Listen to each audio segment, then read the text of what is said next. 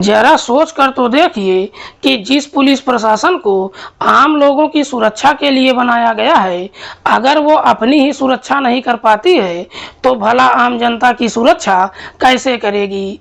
दरअसल आज की कहानी में एक दरोगा की हत्या कर दी जाती है, लेकिन पुलिस जब इस मामले की जांच पड़ताल करती है तो एक ऐसी सच्चाई निकल कर सामने आती है जिसे जानने के बाद हर किसी का सर शर्म के मारे झुक जाता है। वाकई में दोस्तों, आज की जो कहानी है ये आपको भी सोचने और समझने पर मजबूर कर देने वाली है। नमस्कार, प्रणाम, मैं आपका भाई, आपका दोस्त अभय, और आप देख रहे हैं द कीप क्राइम। दोस्तों, आज की जो सच्ची कहानी मैं आपको सुनाने जा रहा हूँ, ये सच्ची कहानी है उत्तर प्रदेश के शाहजहांपुर जिले की। शाहजहांपुर का एक इलाका पड़ता है जलाल नगर, और इसी इलाके का रहने वाला है शरीफुद्दीन मियाँ। बात कर रहा हूँ मैं 24 जून की सुबह के लगभग 7 बजे के आसपास की। दरअसल शरीफुद्दीन जो जलाल नगर के नाले किनारे होते हुए बस अड्डे जा रहा था, तो देखता है कि नाले के अंदर एक बाइक के साथ एक व्यक्ति गिरा हुआ है। शरीफुद्दीन जब नजदीक जाकर उस व्यक्ति को देखता है, देखकर एकदम से चौंक जाता है। दरअसल वो व्यक्ति कोई और नहीं बल्कि जलाल नगर का रहने वाला दरोगा मेहरबान अली था। मेहरबान के परिवार में उसकी पत्नी जाहिदा के अलावा 5 बेटियां और एक बेटा है। बड़ी बेटी है सबा, दूसरी बेटी सना, तीसरी जीनत और चौथी आलिया और 5वीं है ईरम और सबसे छोटा बेटा मोहसिन। दरअसल मेहरबान 1.5 साल पहले अपनी बड़ी बेटी सबा की शादी अनीस से कर चुका है। अनीस अपनी पत्नी के साथ अपने सास ससुर के साथ ही रहता है। शरीफुद्दीन जैसे ही इस तरह का नजारा देखता है, वहां से भागते दौड़ते मेहरबान के घर पर जाता है और इस बात की जानकारी उसके परिवार वालों को देता है।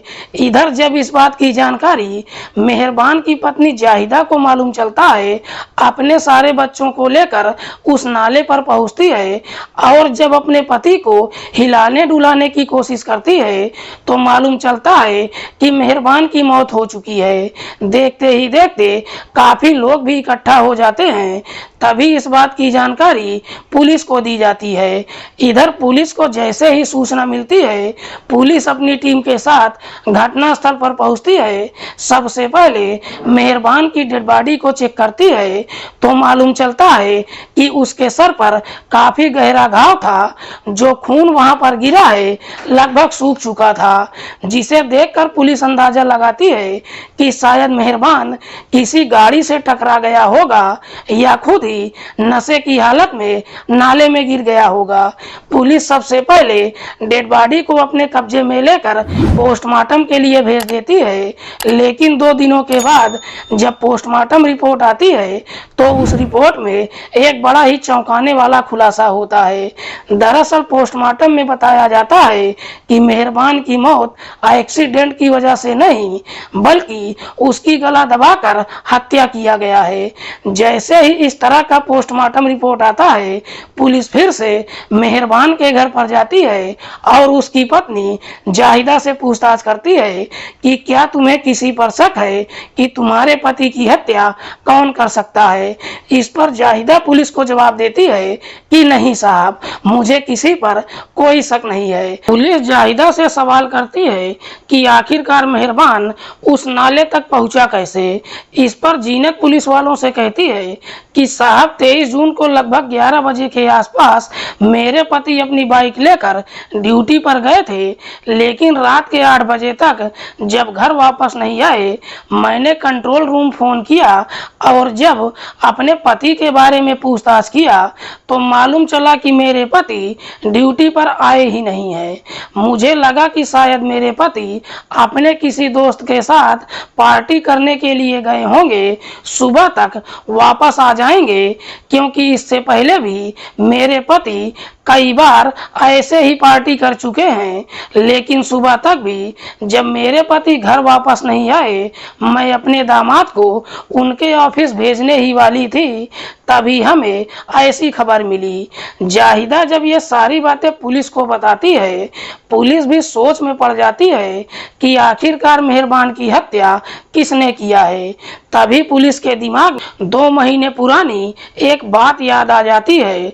दरअसल 2 महीने पहले मेहरबान की दूसरी बेटी सना की हत्या कर दिया गया था। सना जो कॉलेज में अपनी पढ़ाई तो कर रही थी, लेकिन अपनी छोटी बहन जीनत के साथ कोचिंग में भी पढ़ने के लिए जाती थी। दरअसल सना और जीनत जो पुलिस में भर्ती होने के लिए तैयारी कर रही थी, लेकिन 7 अप्रैल को सना जब अपनी बहन जीनत के साथ कोचिंग से बाहर निकलती है और जैसे ही लगभग 200 मीटर आगे जाती है, तभी उसके पास अरशद पहुंच जाता है। दरअसल अरशद भी सना के साथ ही कोचिंग में पढ़ता है।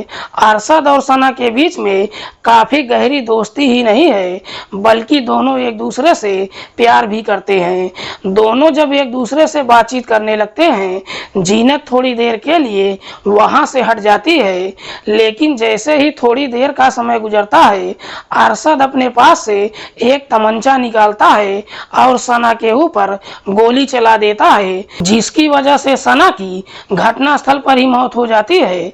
उसके बाद अरशद मौके से फरार हो जाता है। जब सना की हत्या हो जाती है, उसकी बहन जीनत जोर जोर से रोने लगती है।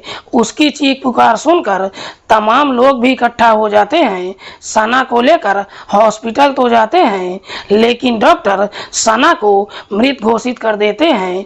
पुलिस जब इस वारदात के बारे में जीनत से पूछताछ करती है, तो जीनत अरशद का नाम लेती है।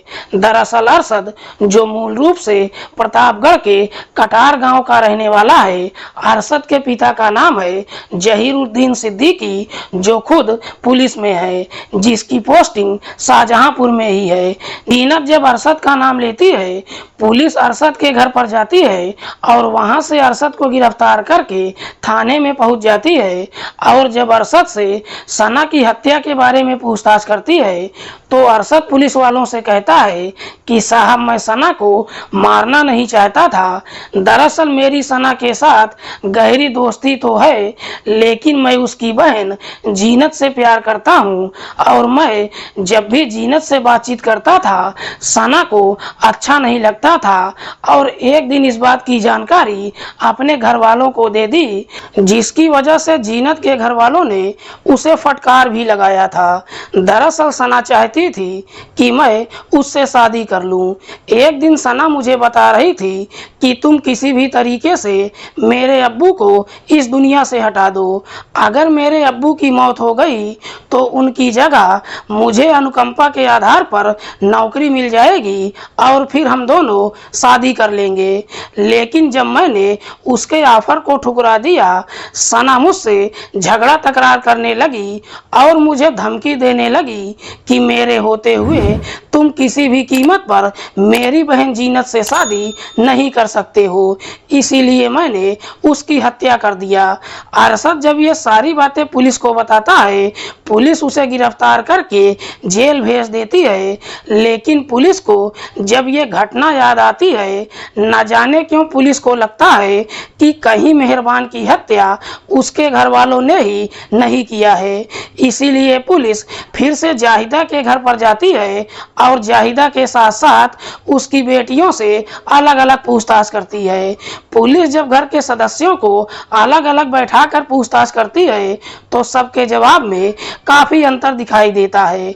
दरअसल जाहिदा पुलिस वालों से कहती है कि 23 जून को जब मेरे पति ड्यूटी से घर वापस नहीं आए, मैंने कंट्रोल रूम में फोन भी किया था। लेकिन पुलिस जब कंट्रोल रूम में पता करती है, तो मालूम चलता है कि जाहिदा ने कोई फोन नहीं किया था, जिससे साफ मालूम चल जाता है कि जाहिदा झूठ बोल रही है। लेकिन पुलिस के पास अभी कोई पुख्ता सबूत नहीं था। पुलिस घर से बाहर निकलती है तो देखती है कि सामने वाले घर में सीसीटीवी कैमरा लगा हुआ है।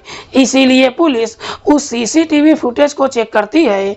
लेकिन पुलिस जैसे ही सीसीटीवी फुटेज को चेक करती है, सारा मामला ही ओपन हो जाता है। दरअसल 23 जून की सुबह के लगभग 9 बजे के आसपास मेहरबान ड्यूटी से अपने घर आते हुए दिखाई दिखाई देता है। और फिर 10:30 बजे के आसपास मेहरबान के घर पर 2 और लोग भी जाते हुए दिखाई देते हैं, लेकिन उसके बाद घर का कोई भी सदस्य घर से बाहर नहीं निकलता है। पुलिस जब रात का सीसीटीवी चेक करती है तो मालूम चलता है कि रात के लगभग 10 बजे के आसपास जाहिदा के साथ साथ उसकी बेटियां भी बारी बारी से अपने घर से बाहर निकलती हैं, रोड के दोनों तरफ देखती हैं और वापस अपने घर के अंदर चली जाती हैं। रात के लगभग 10:30 बजे के आसपास जो दोनों व्यक्ति उसके घर पर आए थे, घर से बाहर निकलते हैं, उनके साथ मेहरबान भी था। लेकिन मेहरबान को देखकर साफ लग रहा था कि उसकी हालत ठीक नहीं है। दोनों व्यक्ति जब मेहरबान को अपने साथ लेकर निकलते हैं, मेहरबान की बाइक पर ही उसे बीच में बिठा लेते हैं और वहां से बाहर चले जाते हैं। पुलिस को जैसे ही इस तरह का सीसीटीवी मिल जाता है, पुलिस फिर से जाहिदा के घर पर जाती है और उन दोनों व्यक्तियों के बारे में जाहिदा से पूछताछ करती है, लेकिन जाहिदा पुलिस के किसी भी सवाल का कोई जवाब नहीं देती है। इसीलिए पुलिस उस सीसीटीवी फुटेज को जाहिदा के सामने रख देती है। इधर जाहिदा जैसे ही उस सीसीटीवी फुटेज को देखती है, अब जाहिदा के सामने कोई रास्ता नहीं बचता है। इसीलिए मजबूर होकर जाहिदा अपनी सच्चाई कबूल कर लेती है। लेकिन जाहिदा जब अपने ही पति की हत्या की पूरी कहानी बताती है तो वाकई में इसे सुनने के बाद खुद पुलिस भी काफी देर तक जाहिदा की तरफ देखती ही रह जाती है। दरअसल जाहिदा का अपने बहनोई फारूक के साथ प्रेम प्रसंग चल रहा है। फारूक जो मुजफ्फरनगर का रहने वाला है, जाहिदा का जब फारूक के साथ प्रेम प्रसंग शुरू होता है, इस बात की जानकारी उसके पति मेहरबान को मालूम चल जाता है। मेहरबान अपनी पत्नी को काफी समझाने की कोशिश करता है, लेकिन जाहिदा जब अपने पति की बात नहीं मानती है, मेहरबान अपनी पत्नी की बुरी तरीके से पिटाई करता है। और जब उसकी बेटियां अपनी मां को बचाने के लिए आती हैं तो मेहरबान अपनी बेटियों की भी पिटाई कर देता है।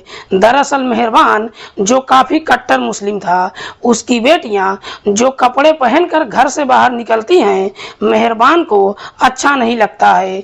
इसीलिए मेहरबान हमेशा अपनी बेटियों को रोकता टोकता रहता है, जिसकी वजह से मेहरबान की बेटियां भी उसके खिलाफ हो जाती हैं।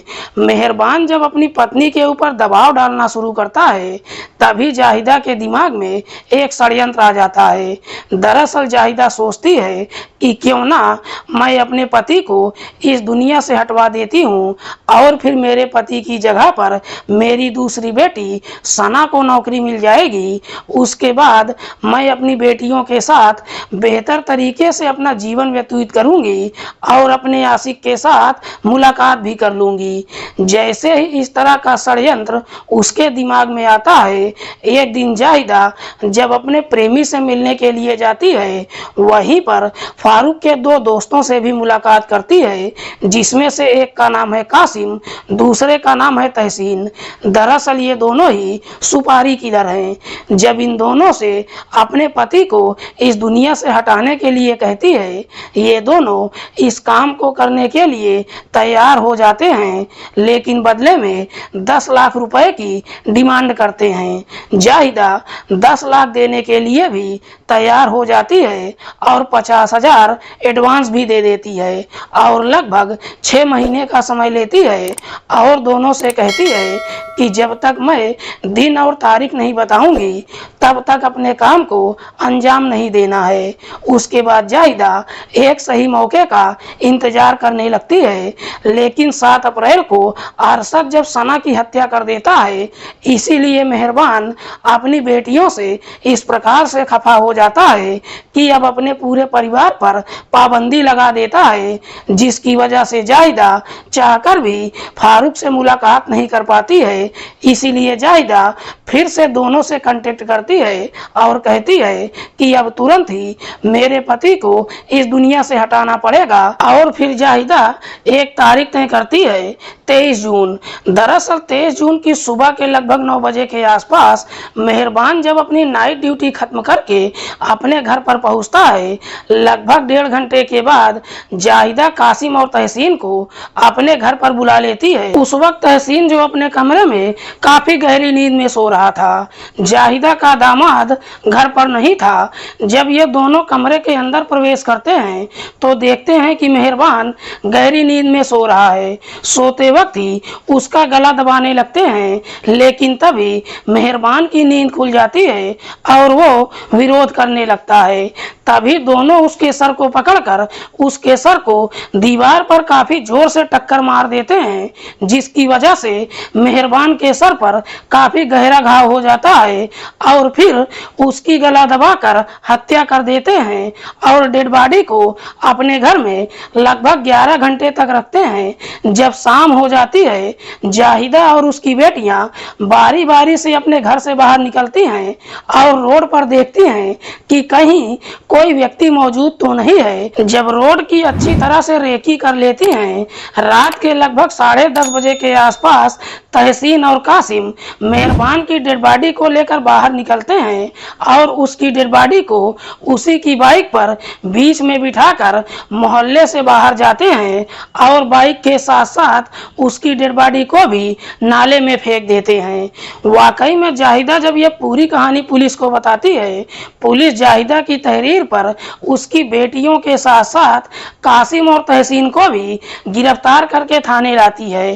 फिलहाल पुलिस ने इन तमाम आरोपियों को अपनी हिरासत में लेकर इन पर गंभीर धाराओं में मुकदमा दर्ज करके जेल भेज दिया है। दोस्तों, इस पूरी घटना के बारे में आप क्या सोचते हैं? आप अपनी राय कमेंट बॉक्स में हमें जरूर दीजिएगा। मिलते हैं किसी और सच्ची कहानी के साथ, तब तक के लिए नमस्कार, जय हिंद।